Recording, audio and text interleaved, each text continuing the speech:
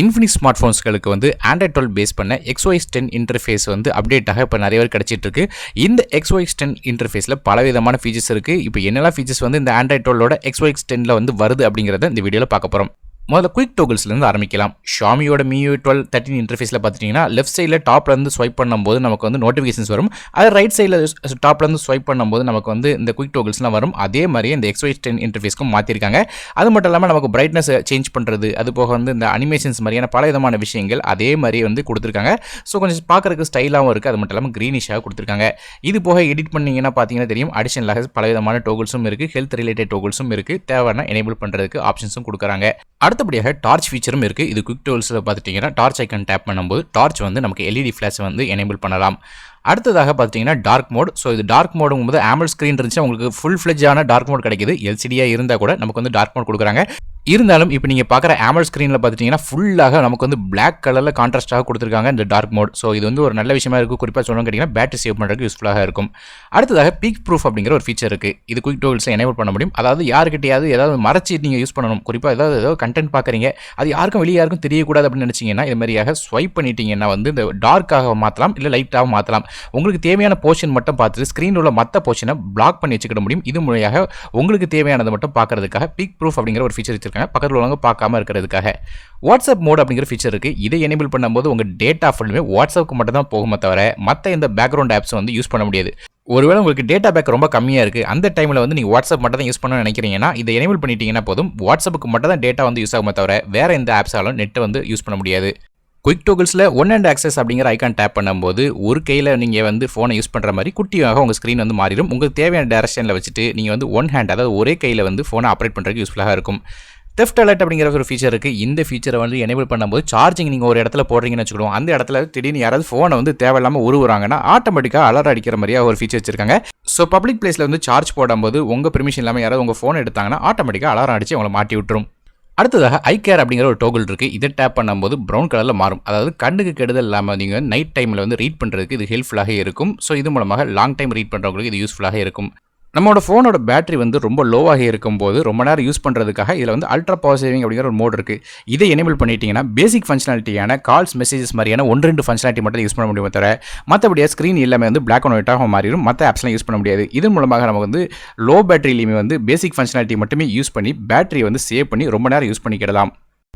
இது போக power boost அப்படிங்கிற இன்னொரு ஃபீச்சரும் இருக்குது. இந்த ஃபீச்சரை வந்து எனேபிள் பண்ணும்போது பேட்டரி லைஃப் வந்து இன்க்ரீஸ் பண்ண முடியும். அதாவது பேசிக்காக நீங்கள் வந்து சார்ஜ் பண்ணி ஒரு நாள் வந்து உங்களுக்கு பேட்டரி லைஃப் இருந்துச்சுன்னா இதே எனேபிள் பண்ணும்போது 1.5 நாள் வரையும் வந்து போக முடியும். ஸோ இது மாதிரியாக பேட்டரியோட லைஃபை எக்ஸ்டெண்ட் பண்ண முடியும். ஃபோல்டர்ஸை பற்றி பார்க்கலாம்.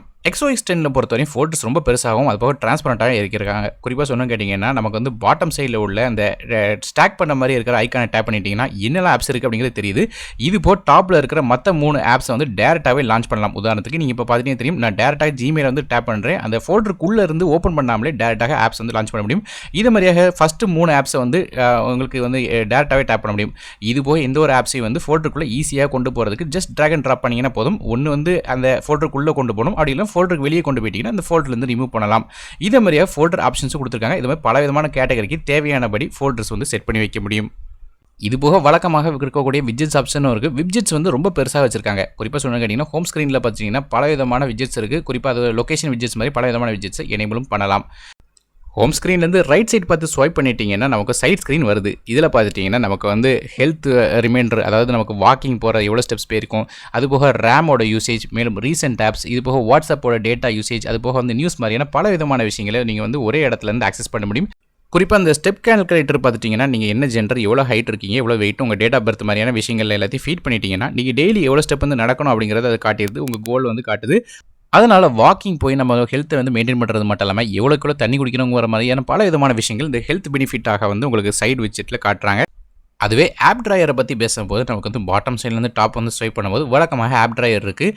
அது மட்டும் இல்லாமல் எல்லா விதமான ஆப்ஸ் கட்டுறது மட்டும் இல்லாமல் சைடில் பார்த்திங்கன்னா அந்த அல்ஃபபெட் படி வந்து நமக்கு ஆப்ஸ் வந்து பார்க்க முடியும். முக்கியமான விஷயம்னு கேட்டிங்கன்னா ஆப் ட்ராயரில் மேலே டாப்பில் இருந்த ஆட்ஸ் வந்து இதில் இல்லை. ஸோ Android 12 வந்து இது கொஞ்சம் ரிஃபைன் பண்ணியிருக்காங்க. ஆப் ட்ராயர் வந்து யூஸ் பண்ணுறதுக்கும் நல்லாயிருக்கு. XOSல வழக்கமாக இருக்கிற மாதிரி ஃப்ரீசர் ஆப் இதில் கொடுத்துருக்காங்க. இந்த ஃப்ரீசர் ஆப் என்ன கேட்டிங்கன்னா உங்ககிட்ட ஃபோனில் இருக்கிற தேவையில்லாத ஆப்ஸ் வந்து ஃப்ரீஸ் பண்ணி வைக்க முடியும். இது மூலமாக பேக்ரவுண்டில் எந்த விதமான டேட்டாவும் அதை யூஸ் பண்ண முடியாமல் டேரெக்டாக ஃப்ரீஸ் பண்ணி வைக்கிறதுனால தேவையில்லாமல் பேக்ரவுண்டில் ரன் பண்ணுறது மட்டும் இல்லாமல் டேட்டாவை வந்து யூஸ் பண்ணாது. ஸோ தேவைப்படுற நேரம் மட்டும் ஃப்ரீசர்லேருந்து வெளியே எடுத்துட்டிங்கன்னா யூஸ் பண்ணிக்கலாம். மேலும் ஐகானில் வந்து ரேம் கிளீனர் ஃபீச்சரும் இருக்குது. இதில் பார்த்துட்டிங்கன்னா நம்ம வந்து டேரெக்டாக க்ளீன் பண்ணுறதுக்கு ஆப்ஷன் கொடுக்குறாங்க. கிளீனர் அப்படிங்கிற ஐக்கானை டேப் பண்ணிட்டீங்கன்னா தேவையில்லாமல் ரேம்லேருந்து இருக்கிற அந்த ஆப்ஸை க்ளீன் பண்ணிவிடும். அடுத்தபடியாக வந்து ஃபோன் மாஸ்டர் அப்படிங்கிற ஆப் இருக்குது. இது பார்த்துட்டிங்கன்னா நம்ம ஃபோனில் இருக்கிற தேவையில்லாத கேட்ச், அது போக தேவையில்லாமல் வந்து ஸ்பேஸை வந்து ஆக்குபை பண்ணிட்டு இருக்கிற டேட்டா எல்லாத்தையும் ஒரே இடத்துல வந்து க்ளீன் பண்ணுறது மட்டும் இல்லாமல் ஆன்டிவைரஸ் மாதிரியான ஃபீச்சரும் இருக்குது. ஸோ இது மாதிரியாக வந்து ஃபோனை ஸ்கேன் பண்ணுறதுக்காக உள்ளே வந்து நமக்கு வந்து ஃபோன் மாஸ்டர் கொடுத்துருக்காங்க. மேலும் XOS ஃபேமிலியில் இருக்கிற அதே ஆப்ஸ், அதாவது குறிப்பாக சொல்லுன்னு கேட்டிங்கன்னா எக்ஸ்தீம் அப்படிங்கிற ஆப் இருக்குது. இது மூலமாக தீம்ஸ் வந்து மாற்ற முடியும். தீம்ஸ் மாற்றுறது மட்டும் இல்லாமல் வால்பேப்பர் செட் பண்ணலாம். ஃபோனை வந்து உங்கள் இஷ்டப்படி கஸ்டமைஸ் பண்ணுறதுக்காக ஒரு ஆப் ஸ்டோர் கொடுத்துருக்காங்க. ஸோ இதில் வால்பேப்பர்ஸ் மட்டும் இல்லாமல் தீம்ஸ் மட்டும் இல்லாமல் பல விதமான விஷயங்களுக்குள்ளே கொடுத்துருக்காங்க. அடுத்ததாக எக்ஸ் அரீனா அப்படிங்கிற ஒரு ஆப் இருக்குது. இது என்ன அப்படின்னு கேட்டிங்கன்னா வந்து உங்கள் ஃபோனில் இருக்கிற கேம்ஸோட பெர்ஃபார்மன்ஸை இம்ப்ரூவ் பண்ணுறதுக்காக எக்ஸ் அரீனா அப்படிங்கிற ஃபீச்சர் வச்சுருக்காங்க. ஸோ இது வழக்கமாக வந்து ஈஸியாக வந்து சென்ட்ரல் இருக்கிற மாதிரி ஏதாவது ஒரு தேவையான கேம்ஸ் அல்லது ஆப்ஸை வந்து நீங்கள் உள்ளே இன்க்ளூட் பண்ணிட்டீங்கன்னா வந்து அது ஃபுல் பெர்ஃபார்மன்ஸில் ரன் ஆகும். அதாவது பேக்ரவுண்டில் வேறு ஏதோ ஆப்ஸும் வந்து ரன் ஆகாமல் வந்து உங்கள் கேம்ஸ் மட்டும் ஃபுல் ஃப்ளெட்ஜாக லேகிங் இல்லாமல் ரன் பண்ணுறதுக்கு வந்து ஹெல்ப்ஃபுல்லாக இருக்கும். ஸோ இது போக வந்து இந்த எக்ஸ் அரீனாவில் வந்து நமக்கு பல விதமான விட்ஜெட்ஸ் கொடுத்துருக்காங்க. சைடில் இருக்கிற குயிக் விட்ஜெட்ஸ் மூலமாக வந்து கேம் விளையாடிட்டு இருக்கும்போது தொந்தரவு இல்லாமல் கால்ஸ் அட்டன் பண்ணுறது, அது போக வந்து பல விதமான விஷயங்கள் வந்து பண்ண முடியும். குறிப்பாக பார்த்துட்டிங்கன்னா ஸ்க்ரீன்ஷாட் எடுக்கிற மாதிரி பல விதமான விஷயங்களும் இதில் வந்து பண்ணலாம். மேலும் ஸ்மார்ட் ஸ்கேனர் அப்படிங்கிற ஒரு ஆப் இருக்குது. இது எதுக்குன்னு கேட்டிங்கன்னா பேசிக்காக QR கோட் மாதிரியான விஷயங்களை ஸ்கேன் பண்ணுறதுக்கு வந்து ஹெல்ப்ஃபுல்லாக இருக்கும்.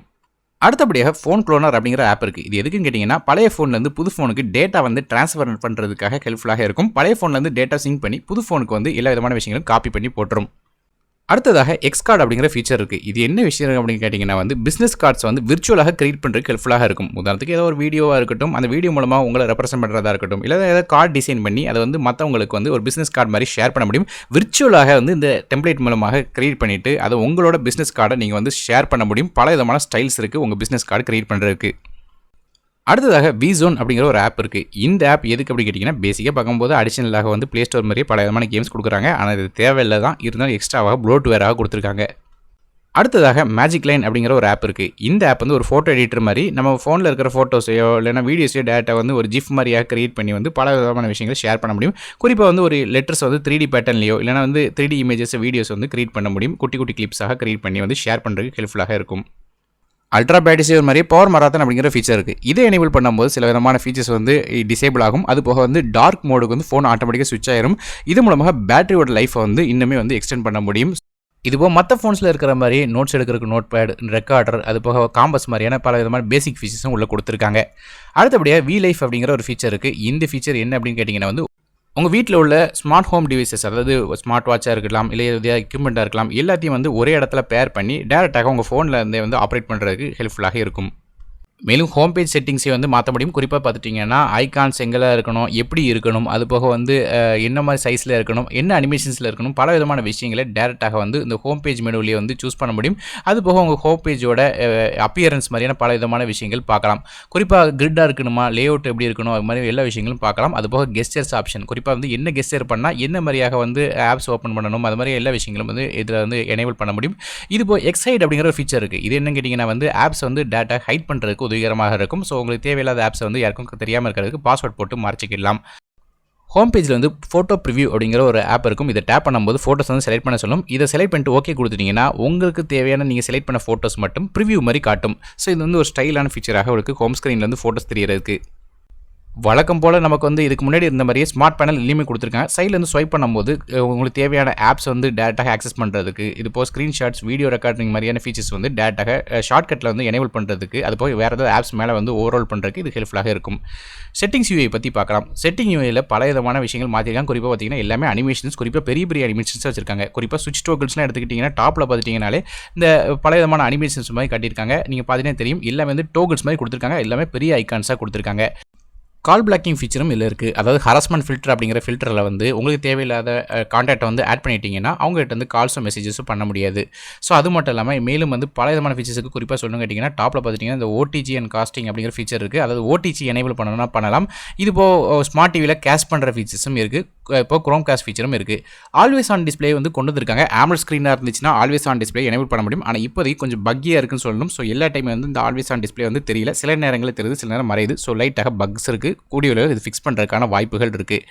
அடுத்தபடியாக பார்த்தீங்கன்னா நமக்கு வந்து ஃபாண்ட்ஸை பற்றி பார்க்கலாம். ஃபாண்ட்ஸை பொறுத்தவரையும் பல விதமான ஃபாண்ட்ஸை டவுன்லோட் பண்ணலாம். இது ஒரு அட்வான்டேஜாக இருக்குது. ஸோ ஃபாண்ட்டோட பேக்கேஜை டேரெக்டாக வந்து ஸ்டோர்ஸில் வந்து டவுன்லோட் பண்ணி உங்களுக்கு தேவையான சைஸ்லையும் வந்து வச்சுக்கிட முடியும். இதுபோக மேகசின் லாக் ஸ்க்ரீனும் இருக்குது. அதில் லாக் ஸ்க்ரீனில் வந்து பல விதமான அனிமேஷன்ஸ் வச்சு லாக் பண்ணும்போது உங்களுக்கு வந்து அனிமேஷன் ஸ்டோரிஸ்லாம் வந்து பார்க்க முடியும். ஸ்டோரேஜ் ஆப்ஷன்ஸை வந்து போயிட்டீங்கன்னா அதிலேயே வந்து உங்களுக்கு அனிமேட்டடாக வந்து கொடுத்துருக்காங்க. எவ்வளோக்குள்ள ஸ்டோரேஜ் வந்து எவ்வளோக்குள்ள ஃப்ரீ ஸ்பேஸ் இருக்குன்ட்டு, அது போக வந்து தேவையில்லாத ஸ்டோரேஜ் அதாவது கேட்சை வந்து கிளியர் பண்ணுறதுக்கு இதில் ஆப்ஷன்ஸும் கொடுக்குறாங்க. மேலும் பார்த்துட்டிங்கன்னா அடிஷனலாக நோட்டிஃபிகேஷன் ஆக்சஸை பற்றி பார்க்கலாம்.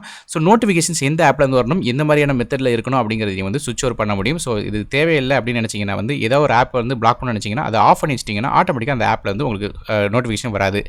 ஆப் மேனேஜ்மெண்ட் பற்றி பார்க்கலாம். ஸோ ஆப் மேனேஜ்மெண்ட் போயிட்டிங்கன்னா எந்தெந்த ஆப்ஸ் வந்து எவ்வளோ நேரத்தில் நீங்கள் யூஸ் பண்ணிக்கிங்க, அது போக எவ்வளோ நேரம் யூஸ் பண்ணிக்கிங்க அப்படிங்கிற மாதிரி எல்லா ஃபீச்சர்ஸும் இருக்கும். ஸ்க்ரீன் ஆன் டைம் முதற்கொண்டு எல்லா விதமான விஷயங்களும் அதில் காட்டுவாங்க. ஸோ இது மாதிரியாக வந்து அந்த ஆப்ஸ் வந்து எவ்வளோக்குள்ள யூஸ் பண்ணிக்கிங்க அப்படிங்கிறத லிமிட்டும் பண்ணுறதுக்கான ஆப்ஷன்ஸ் இருக்குது.